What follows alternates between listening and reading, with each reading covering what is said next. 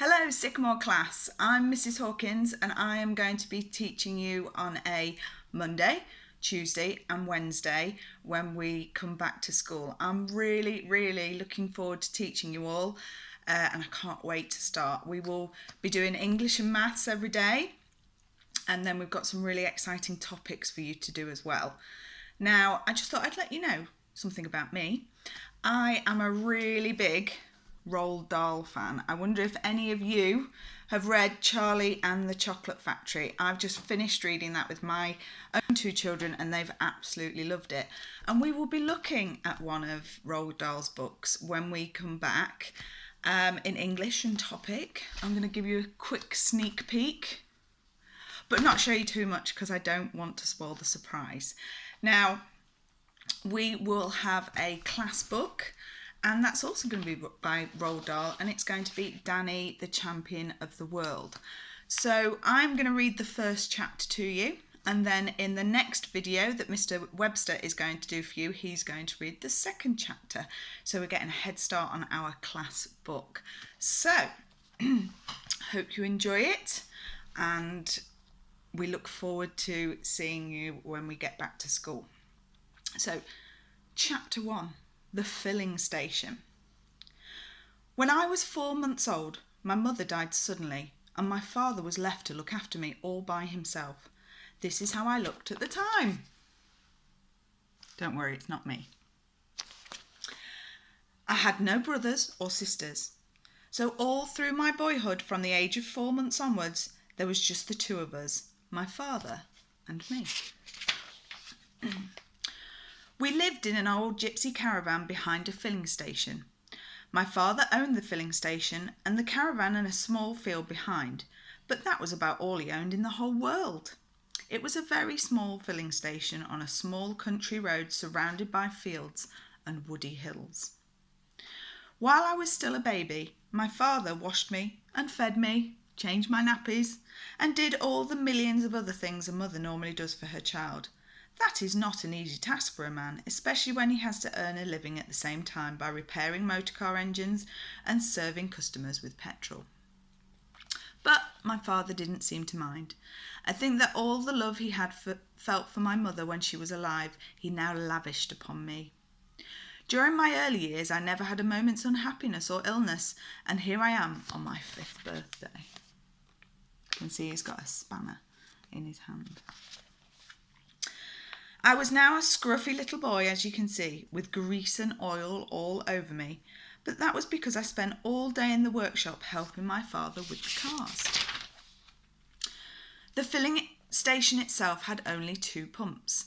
There was a wooden shed behind the pumps that served as an office. There was nothing in the office except an old table and a cash register to put the money into. It was one of those where you press a button and a bell rang and the drawer shot out with terrific bang, and I used to love that. You can just see a drawing of one of those there. The square brick building to the right of the office was the workshop. My father built that himself with loving care, and it was the only really solid thing in the place. We're engineers, you and I, he used to say to me. We earn our living by repairing engines and can't do good work in a rotten workshop. It was a fine workshop, big enough to take 1 car comfortably and leave plenty of room around the sides for working. It had a telephone so that customers could arrange to bring their cars in for repair. The caravan was our house and our home. It was a real old gypsy wagon with big wheels and fine patterns painted all over it in yellow and blue. My father said it was at least 150 years old. Many gypsy children, he said, had been born in it and had grown up with its wooden walls. With a horse to pull it, the old caravan must have wandered for thousands of miles along the roads and lanes of England. But now its wanderings were over, and because the wooden spokes in the wheels were beginning to rot, my father had propped it up underneath with bricks.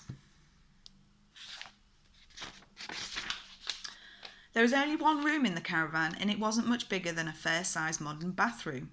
It was a narrow room, the shape of the caravan itself, and against the back wall were 2 bunk beds, one above the other. The top one was my father's, the bottom one mine. Although we had electric lights in the workshop, we were not allowed to have them in the caravan. The electricity people said it was unsafe to put wires into something as old and rickety as that, so we got our heat and light in much the same way as Gypsy had done years ago. There was a wood-burning stove with a chimney that went up through the roof, and this kept us warm in winter.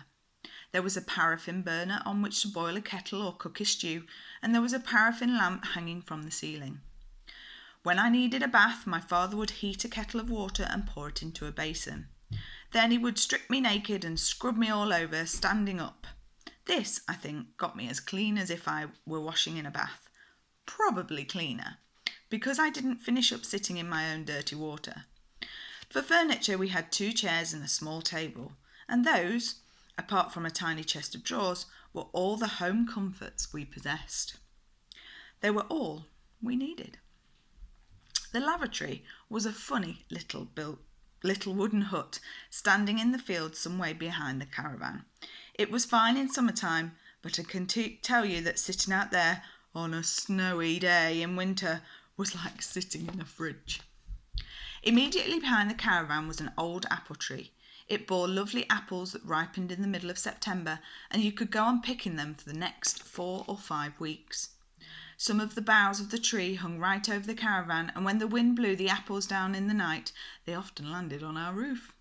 I would hear them go thump, thump, thump above my head as I lay in my bunk, but those noises never frightened me because I knew exactly what was making them. I really loved living in that gypsy caravan. I loved it especially in the evenings when I was tucked up in my bunk and my father was telling me stories. The paraffin lamp was turned low and I could see lumps of wood glowing red hot in the old stove, and wonderful it was to be lying there snug and warm in my bunk in the little room. Most wonderful of all was the feeling that when I came to sleep, my father would still be there, very close to me, sitting in his chair by the fire or lying in the bunk above me. And that's the end of chapter 1. I hope you enjoyed it. Like I say, we're really looking forward to seeing you when we come back. Lots of exciting things to do and play and all those things. So we look forward to seeing you then. Bye.